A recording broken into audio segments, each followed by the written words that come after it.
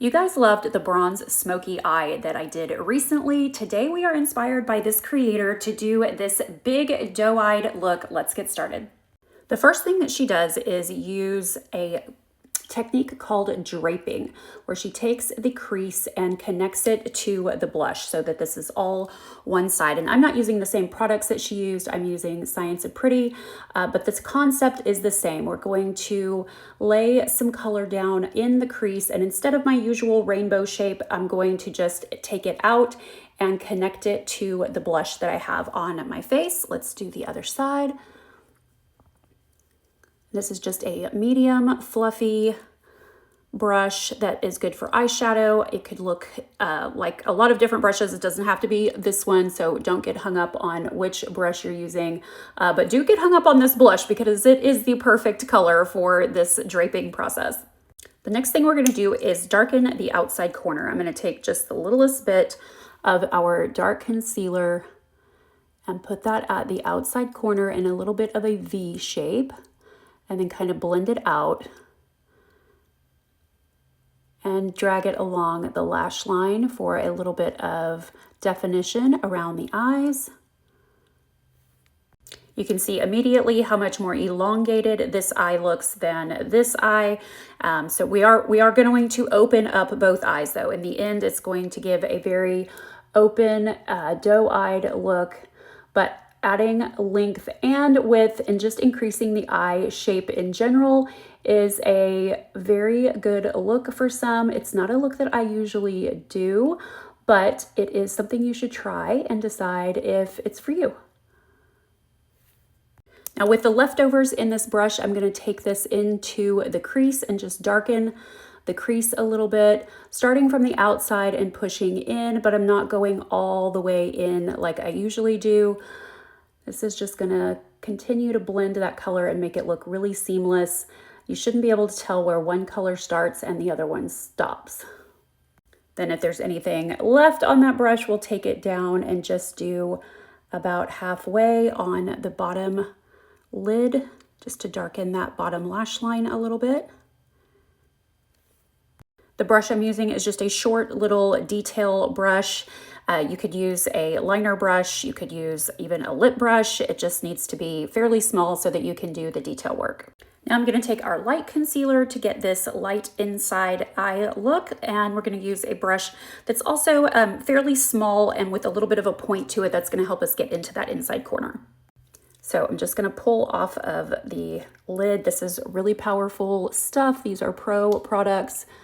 That might even be a little too much. I'm going to wipe off my brush and get that into the inside corner and about halfway to the lid and blend it into our darker brown concealer. Spend a little bit of time on this inside corner. This little shadowy place right here can actually add a lot of eye real estate and make your eye area look much bigger, but it often goes ignored because people don't quite know what to do with it. But drag your light eyeshadows in there or your concealer and brighten up that little corner. And we're going to set that with our setting powder. I'm going to use the same brush and got a little bit of setting powder in this lid. And that's going to clean up the color and mattify it just a little bit and make sure that it stays nice and sturdy and doesn't travel or crease. There we go. And then we're going to add a little bit of that light concealer to the bottom inside membrane. For this, I'm going to use a smaller brush. This is a liner brush or a brow brush, depending on what you use it for. And we're going to go right, oh, that's a little more than we need. Tap that onto a towel. I find this works so much better than the waxy pencils because those waxy pencils stick to your eyelashes, and that can be very hard to overcome. There we go. We're taking the pink out of that membrane and whitening it up, making the eyes appear a little bit larger. Now, I've tagged this creator in the description of the video, so you can go and watch this. I just took inspiration from her. I'm not copying her full look, and I'm not using the products that she used. So if you want those details, please go check her out. But one of the things that I loved that she did was add one lash cluster to the very end of her lashes, which is a great place to start if you've never done false eyelashes. You pretty much can't go wrong. I'm going to show you how to do it, and then we're going to add the mascara to this look, and you're going to see the magic of the big doe eyes. You can find little lash clusters like this just about anywhere. I've just taken one of them, and we're going to add a little bit of glue to the base of it. And you can either go underneath for a more natural look, but if you go on the top, you're going to get a bushier look. I love the Falscara glue for the individual lash clusters. I'm just going to pop a little bit of that on to the base, and also just a tiny bit to my lashes on the top and the bottom where they're going to connect. If you've never done this before, here's a pro tip. Grab with your tweezers at the end of the lashes. It's a little bit tricky, you're gonna have to go in sideways in order to get them, but it's gonna be much easier to apply this way than if you're grabbing it in the middle or at the top. But we're gonna set it right on top there and pinch it into place, and then add mascara. So we've got both lash clusters on before we've added mascara, and you can see the length that we've gotten here, and we've increased the roundness of the eyes as well. Let's layer on that mascara and complete this look. Make sure those clusters are dry before you go in.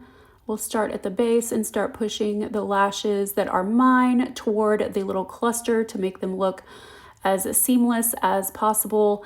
Getting your cluster lined up and in the same direction that your lashes grow is pretty important. It might take a few practice rounds, but this look is great. If you are over 50, you probably will want to tight line and put a little bit of mascara up underneath your top membrane. As we age, that membrane starts to kind of fall out a little bit. Gravity takes over, and it can be a little bit distracting, and just coloring in that membrane with mascara can make a really big difference. I'll show you here at the end. I will probably add that step. I'm gonna finish up this mascara and add some to the bottom as well. Okay, so what do we think of the big doe-eyed look? I think it's a great change from the bronze smoky eye that I do almost every day. So super fun. Thank you to this creator who is tagged below for the inspiration.